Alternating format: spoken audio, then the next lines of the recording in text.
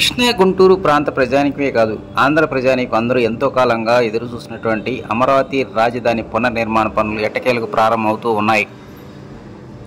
ప్రపంచంలోనే టాప్ 5 నగరాలకు ధీటుగా ఈ అమరావతి రాజధాని నిర్మాణాన్ని చేపట్టాలని రాష్ట్ర ప్రభుత్వం ఇప్పటికే ప్రకటించింది.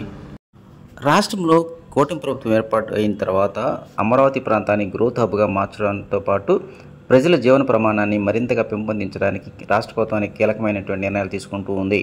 వాటిలో భాగంగానే కొన్ని కొత్త నిర్మాణాలకు సంబంధించి శ్రీకారం చుట్టింది.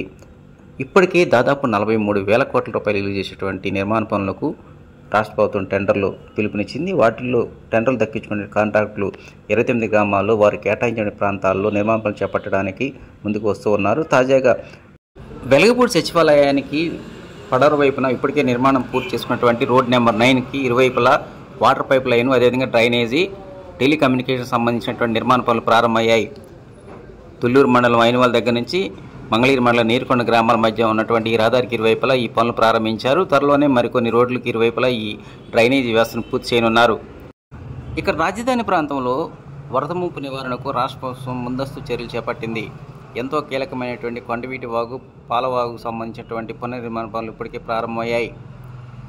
ఇక గతంలో రాష్ట్ర ప్రభుత్వం ప్రైవేట్ సంస్థలకు భూ కేటాయింపులు జరిపిన విషయం మనందరూ తెలిసిందే. తాజాగా గతంలో భూమి కేటాయించినటువంటి ప్రైవేట్ సంస్థలు నిర్మాణ పనులు చేపట్టడానికి ముందుకు వస్తూ ఉన్నాయి.